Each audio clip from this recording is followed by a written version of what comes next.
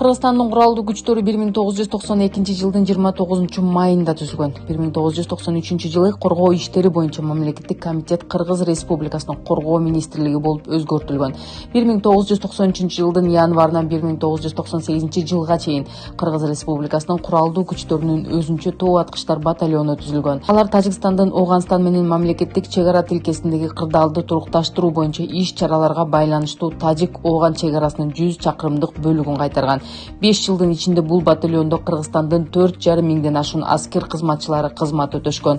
1998 жылы 8-гвардиялык мотоаткычтар дивизиясынын базасында Кой Таш, Ош жана Балыкчы мотоаткычтар бригадалары түзүлгөн.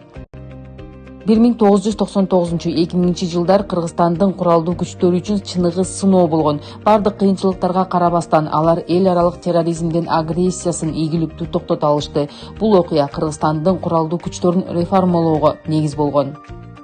2021 жылдын апрель-май айларында Кыргыз-Тажик чек арасындагы куралдуу кагылышуулардан кийин Кыргызстандын саясий жетекчилиги Түркия менен куралдануу жана тыгыз аскердик техникалык кызматташуу багытын белгилеген. Ушул жылдардан тартып президент Садыр Жапаров тарабынан Кыргызстан куралдуу күчтөрүн күчтөндүрүү багытында иштер жүрүүдө. Президент Садыр Жапаров аскердик техниканы жаңылоого кошумча $100 миллион бөлүнгөнүн билдирген. 2021 жылдын 5 ноябрында Түркия кыргызстандык аскер кызматкерлери үчүн тоо техникасын жана унааларын белетке берди. 2021 жылдын 18 декабрында туркиялык байрактар учкучсуз учактарынын биринчи партиясы Кыргызстанга келген. 2022 жылдын 18 февралында Түрк куралдуу күчтөр менен Ички иштер министрлиги Кыргызстанга Отакар автобустарын, Робокоптун соккусунан коргоочу комплекттерин, телекоммуникация жана электро-оптикалык жабдууларды тапшырды. Азыркы учурга биз мамлекеттин жетекчилигинин, президентибиздин, биздин төрагабыздын, директорубуздун иш аракеттеринин аркасынан биздин куралдуу күчтөрүбүз, тегелек куралдуу күчтөрүбүз, биздин аскер бөлүк, биздин куралдуу күчтөрүбүз жаңы үлгүдөгү курал жарактар менен камсыз болуп баштады. Күчүрмөн даярдык боюнча азыркы учурда аскер кызматкерлери жаңы ыкмалар менен үйрөнүп жатабыз. Мамлекет тарабынан азыр көптөгөн чоңдогон акчалар бөлүнүп жатат.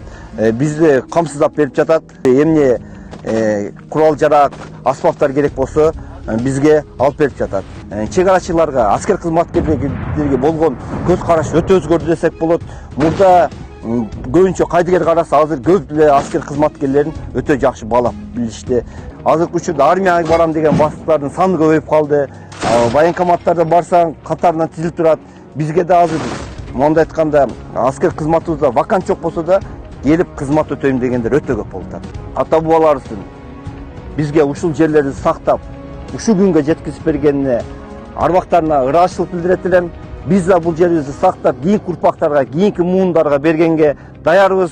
Ушул акыркы жылдардан тартып Кыргызстан куралдуу күчтөрү жаңы техника, жаңы курал жарактар менен камсыздалып келет. Мындан тышкары укук коргоо органдарында кызмат өтөгөндөргө шарт түзүү максатында жаңы имараттар, окуу жайлар, үйлөр салынып, айлык маяналар өсүүдө.